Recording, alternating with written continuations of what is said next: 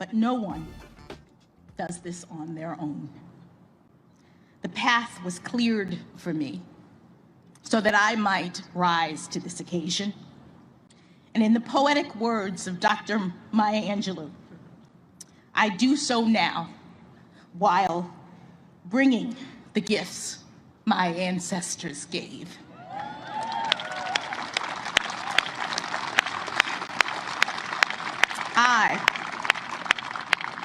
I am the dream and the hope of the slave. Folks, there were a lot of tears shed on the White House South Lawn today as Judge Ketanji Brown Jackson spoke to the nation since she was confirmed yesterday by the United States Senate. Of course, she was flanked by President Joe Biden, Vice President Kamala Harris. Numerous people were in the audience, including her parents, her husband, her children, her siblings, and also many folks, especially black women who have fought for years for this particular moment. Vice President Kamala Harris, she spoke first, and President Joe Biden then followed her, and both talked about the importance, the history that was actually made with her confirmation yesterday by the United States Senate to replace retiring Justice Stephen Breyer on the Supreme Court.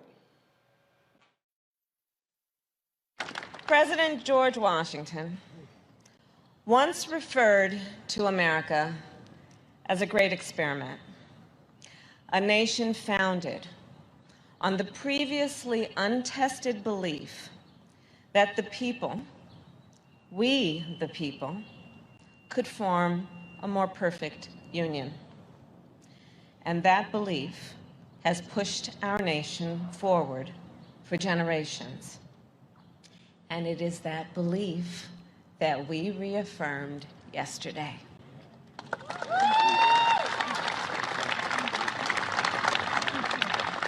Through the confirmation of the first black woman to the United States Supreme Court.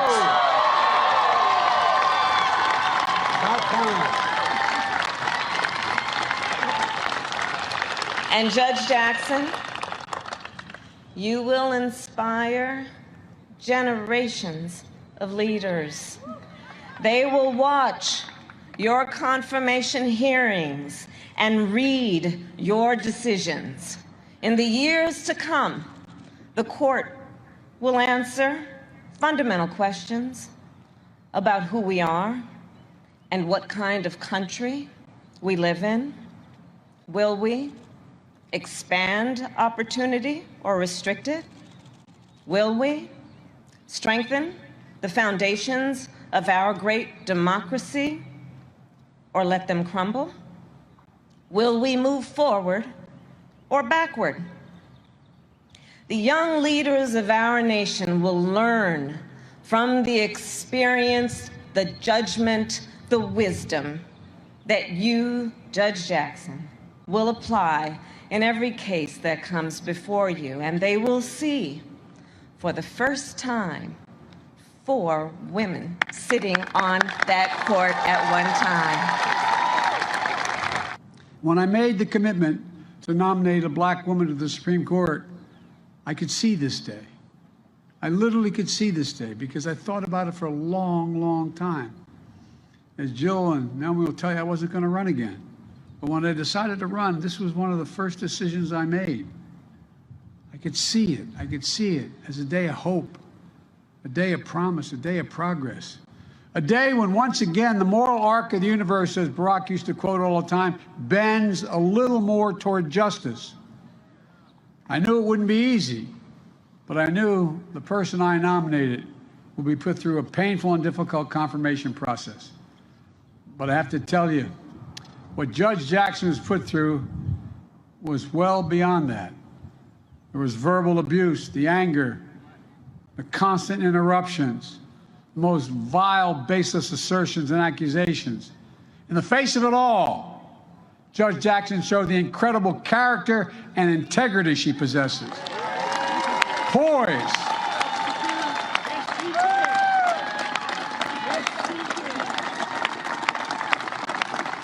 Poise and composure. Patience and restraint. And yes, perseverance and even joy. even joy.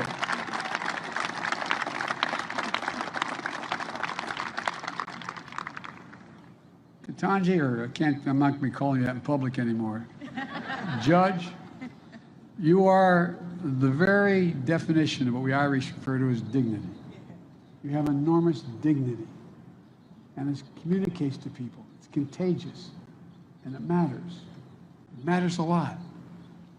Maybe that's not surprising if you look who sat behind her during those hearings. Her husband, Dr. Patrick Jackson, and his family. Patrick, stand up, man. Stand up. Talia and Layla, stand up. I know it's embarrassing to girls. I'm going to tell you what Talia said. I said to Talia, it's hard being the daughter or the son of a famous person. I said, imagine what it's like being president. She said, she may be. I couldn't agree more. Thank you, thank you, thank you, thank you. And Ketanji, her brother, a former police officer and a veteran. Ketanji, stand up, man. This is a man who looks like he can still play, buddy. He's got biceps about as big as my calves. Thank you, bud. Thank you, thank you, thank you. And of course, her parents, Johnny and Elroy Brown. Johnny, all right, stand up.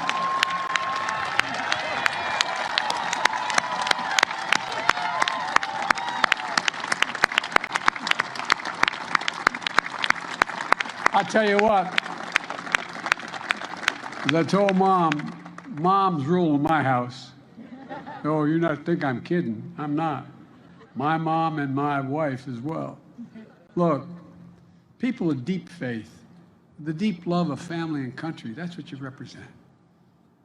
Who know firsthand, Mom and Dad, the indignity of Jim Crow, the inhumanity of legal segregation, and you had overcome so much in your own lives. You saw the strength of parents and the strength of a daughter that is just worth celebrating. I can't get over, Mom and Dad, what you did and your faith and never giving up any hope. And both that wonderful son you had and your daughter. And that strength lifted up millions of Americans who watched you, Judge Jackson, especially women and women of color, who have had to run the gauntlet in their own lives. So many of my cabinet members are women, women of color, women that represent every sector of the community. And it matters. And you stood up for them as well. They know it. Everybody out there, every woman out there, everyone, am I correct? Just like they have. Just like they have. And same with the women members of Congress as well, across the board. Look, it's a powerful thing when people can see themselves in others. Think about that. What's the most powerful thing? I'll bet every one of you can go back and think of a time in your life where there was a teacher, a family member, a neighbor, somebody who made you believe that you could be whatever you wanted to be. A lot more to play, including from hearing from Judge Brown Jackson. I want to, though, talk to my panel right now. Linda Carr, she's the president and CEO of Higher Heights. Their focus is to elect more black women to public office. Rebecca Carruthers, she is vice president for Fair Elections Center. Damon Hewitt is president and executive director of the Lawyers Committee for Civil Rights Under Law. And also Cliff Albright, co-founder of Black Voters Matter. He is joining us from Boston. Glad to have all of you here. Glenda, it was certainly an amazing day to be out there at the White House to see the looks of joy. There were a number of young girls who were in the audience. There were mothers and grandmothers who actually brought them to this ceremony. There were folks who were American Indian, who were African American, who were white. But I'll be honest with you, the people who were really moved by what took place today, we call them seasoned saints in our church, really the black women who were 60 and older, who were just overjoyed with what they witnessed with their own eyes today. Yeah, it was truly an amazing day, Roland. I saw you, I can't wait to see all the videos you collected today. It was, when you talk about church, the church mothers, Black women, it felt like Easter Sunday. People were, tell Roland, we were in our jeweled tone outfits. Just, if people have been, the DC area folk know that it's been a gray down here. And the sun broke just for that press conference.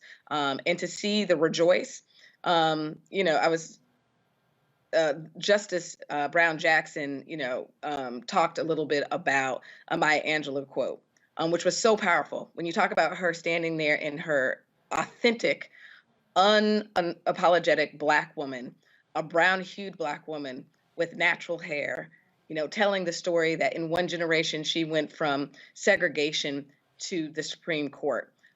It was church. We do call and response. And so the Black women in attendance, Black women who have been, advocates, activists, elected women. There was, New York, Letitia Tish James, the New York Attorney General, to Charlotte Mayor, Val Lyles, the former mayor of Atlanta, Keisha Lance Bottoms were there. So some of our, elected women from across the country, to the little girls that were there. It is truly a day that talks about how we can continue to reach higher. We've been prepared for this moment. The world now knows what Black women's leadership looks like at the highest level. And I think she stood there in grace and prepared for this moment, but understanding that this is so much bigger than she is, not just from a historic perspective as being the fourth woman that will be seated at the highest court, but at the intersection of her race and her gender, and that she is going to be inspiring generations of young people. I just came back from the Supreme Court where people are gathering, and there are little girls literally of all race and backgrounds running around the Supreme Court steps right now celebrating Ketanji Brown Jackson. This photo, I shot this photo to give people a sense of what the crowd was like. You saw the live stream, typically they leave it on the podium, but you had an opportunity to see the people who were out there, who were amassed there. God, take a full screen of that shot, please.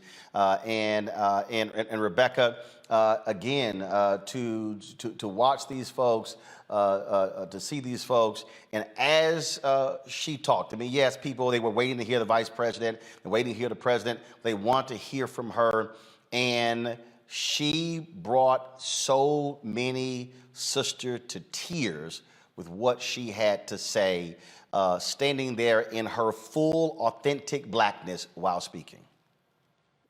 Roland, I was on a flight headed back to DC during the ceremony, and I just sat there and cried as I watched the ceremony.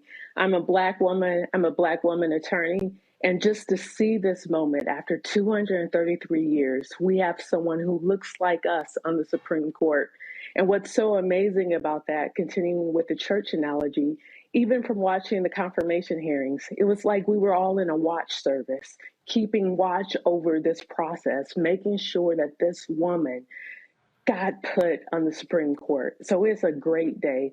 I'm not fooled, especially when we see some of the shenanigans that happened with some of the other members of the Senate who didn't even show proper respect during the vote to actually appoint her to the Supreme Court. I just want to take this moment today just to be happy, just to express joy, and thinking back to Senator Booker's remarks during the confirmation process about the ancestors being with her, and just thinking about all of our ancestors are with us at this moment, watching and proud and so happy that this day has come. Damon, you were there. For the folks who are watching and listening, just put it through your eyes, through your lens, what it was like to watch the first Black woman speak after being confirmed as the 116th Supreme Court Justice. Well, Roland, first of all, as you know, it felt like a homecoming because it was good to see so many friends together for the first time in person in a while.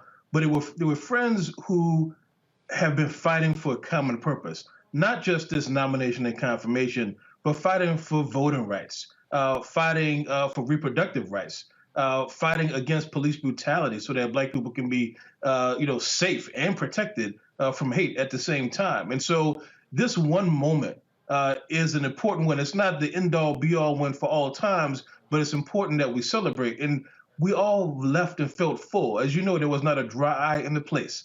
Our new justice made big men cry, as along with women and children and everybody else. And so what I loved about her remarks was she complicated the narrative. So people look at her and think they know who she is because she went to Harvard. They think they know who she is because of her hairstyle, but they don't. She is every woman. She complicated the narrative so much, and she left us on a note to remind everyone that she is folk. When she quoted Maya Angelou, when she talked about her faith, we all know that we walk on the giants of shoulders. We all know who paved the way for us, especially those of us who have a lineage who come from people who were enslaved Africans. And to bring that to bear on the national stage, I know she's going to bring that same energy with her to every case, to every decision, whether it be in the public oral argument or on the so-called shadow docket of the Supreme Court. She's going to bring all of us. She said, we did it. We did it. All of us did it. She's going to bring all of us with her every day in this role for decades to come. Cliff Albright, we talked about this on yesterday, and that is if it wasn't for Georgia, if it wasn't for the election of John Ossoff and Raphael Warnock to the United States Senate, we are not here today. The work that you and Latasha Brown did, we'll hear from Latasha. I caught up with her outside of the White House. Going to those rural towns, the places lots of people don't go to, and really impressing upon them why their vote matter. And when I talked to Reverend Jackson, we'll hear from him as well. So many people who I talked to after, they said, today was why we vote.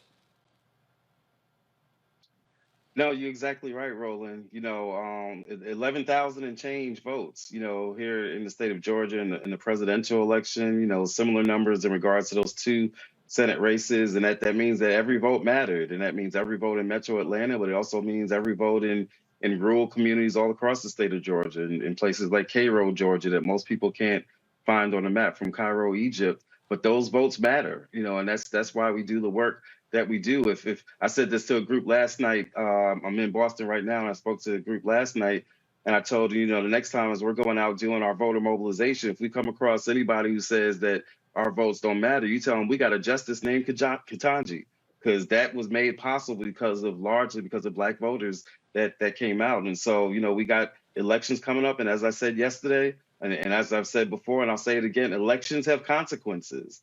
This historic moment, both parts of this historic moment, right? The first Black vice president being able to call out the vote for the first Black woman on the Supreme Court. Both of those moments made possible because elections have consequences and our votes matter. And so that's what that's part of the evidence that we'll be talking about as we're going out and talking to voters all across this nation in this upcoming election cycles. Elections have consequences, and we've seen things happen, historic things happen, because of our ability to turn out. Glenda, one of the things that I have consistently tried to convey to the audience on this show is that, yes, we can be mad, we can be frustrated, we can say we haven't gotten what we wanted, but the reality is this: sitting out is not an option. What we have to understand is that somebody is going to win. And then when President Joe Biden said today that he has appointed more Black women to the appeals court than all previous presidents combined. But people have to understand, these judges, they're lifetime. They can choose to stay life. We had Judge Vanessa Gilmore on the show yesterday. She just retired in January, but she spent 28 years on the federal bench. Ruth Bader Ginsburg passed away, on the bench. And so we talk, people say, well, man, I don't really see how it matters. Guess what? The president can only be there a maximum number of 8 years. These judges can be there 20, 30, 40, 50 or more so years. Yeah. President Biden is living his values of diversity and inclusion. And he started that on the campaign trail when he committed to nominating a Black woman to the Supreme Court. He then committed that he was going to have a woman as a running mate for vice president, and he chose a Black woman to be his running mate. His cabinet is one of the most diverse cabinets. On that front row, you had Secretary of HUD Marcia Fudge sitting on the front row of that press conference today. His White House staff is filled of diversity, and particularly Black women, all the way up to senior level staff members. And his administration looks like America. That's progress. We are living in some of the most politically divisive times. And so there's work to be done, as Cliff said. We need to change the configuration of our Congress. And then we need to get to work to holding our elected officials accountable and creating the environment for our champions to push progressive policies. So what do we need to do? We need to elect, as much as we celebrate today, we've never elected a Black woman governor. Although Kamala Harris ascended to the front of the chamber as the president of the presiding over the U.S. Senate, there was 0 Black women sitting in the Senate to cast their votes.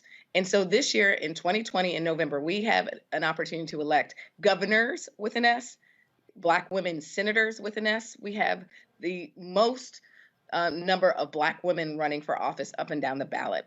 And when you have diverse decision-making tables, they make better decisions. And certainly, I believe that Justice Brown Jackson is going to show that when you have diverse benches, like the Supreme Court, those benches make better legal decisions. To that point, in terms of moving forward, Rebecca, as I said, she ascends. She says, finally, we are now here. But the point that we have to keep making is more history can actually unfold. There can be more federal judges, more district judges, more appeals court judges filling the pipeline, so it's not just the one. Now is an opportunity for us to keep pressing, and the reality is, I said this last night, you've got critical Senate races. If Democrats are able to hold the majority and expand the majority, we can guarantee that there are more Black federal judges. And then there's some sister out there who is younger than Judge Ketanji Brown Jackson who could be appointed. Donald Trump and McConnell, they appointed a 35-year-old white woman who was only 11 years removed from law school. And so people need to understand that sitting out the election cannot be an option, because we must be thinking about the judicial branch and the executive and the congressional offices as well. So I run a national nonpartisan voting rights organization. And one thing that I really want to point out here, since the 2020 election, there have been so many laws across the country that suppresses the right to vote. And so as we think about the critical races up and down the ballot across the country this year, we still need to urge Congress to pass meaningful voting rights legislation. We have a gutted Voting Rights Act. So I'm happy with the events that unfolded today, that Justice Ketanji Brown Jackson is a staunch supporter of voting rights. She actually believes in the fundamental right to vote. But we also need Congress to act. We are 7 months today away from the general election. We're already seeing that in the primaries that are taking place across the country right now, that some of the people who are trying to register to vote this year, when we look at what happened in Texas the other month, tens of thousands of people were denied to be able to register to vote because of the new rules that Texas has put into place since the last election. So we really need to lean on Congress and urge Congress to pass meaningful voting rights legislation. But the reality, Cliff and Damon, is that it's been made perfectly clear by leaders, by Sinema and Manchin. They're not going to do that, which means we've got to make sure that we are putting Sherry Beasley from North Carolina in, putting in Mandela Barnes in from Wisconsin, Val Demings in Florida. So the opportunity, Cliff, is there to expand, to ensure and get what Rebecca just said. Yeah, I mean there's a bunch of Senate seats that are up for grabs, right? There's a couple that we need to defend in places like Georgia and Arizona, but there's some seats that are up for grabs, and in many of those seats, as you named just a few, that it's Black candidates and Black women that are running. And so, if we weren't clear about the importance of these Senate seats before the past year, before we've seen the struggle going on over voting rights, before we saw this struggle over the Supreme Court nomination, if we weren't clear about it before, we best be clear about it right now. This election cycle matters. These Senate races matter, and across all of these states, we've got to take it seriously. I just wanted to say a quick word, if you don't mind, Roland. Because you got some folks that are, and especially brothers, not many, that might be making the point. I've seen it a little bit on Twitter. What's the big deal? Why is this so? She's not this or that, right? Why is it just about, the Black woman and all that stuff? Not from a lot of whatever, but we got to have real talk that there's a little bit of that out there. I just think that it's important that, we point out, this is an important moment for me. Like, this is a historic moment. I recognize, I'm a student of history. I recognize the importance. But even for me, and I've had tears in my eyes at various points over the past couple of days, but even for me, it can't mean the same thing that it means to sisters all across this country. Like you mentioned it, you were there, you see the little girls outside the Supreme Court and outside the White House, what it means to be represented. And we talk about Kamala being the first Black woman vice president, but it follows a Black man as president, right? We talk about Sister Ketanji, Justice Ketanji Brown Jackson being the first Black woman. It follows not one, but two Black men that had already been there, right? Even the vote itself, sisters didn't get it for decades after brothers got it with the 15th Amendment, because the 15th Amendment did not give Black women the right to vote, right? And we talk about all the Black representation in Reconstruction, Black women didn't get to participate in that. And so this is a particularly important moment for Black women. I think we need to lean into that. And as brothers, that I know that you, Roland, and my brother Damon, who's on here, falls in this category, we've really got to lift that up unapologetically, that this is a special and historic moment for sisters, and lean into that historic nature of that. All right, folks, back to our Roland Mark Unfiltered video in just one moment. Folks, Black Star Network is here. Hold no punches. I'm real revolutionary right now. Support this man, Black media. He makes sure that our stories are told. Thank you for being the voice of Black America, Roland. Stay Black. I love y'all. All momentum we have now, we have to keep this going. The video looks phenomenal. See, this difference between Black Star Network and Black-owned media and something like CNN. You can't be Black-owned media and be scared. It's time to be smart. Bring your eyeballs home. You dig?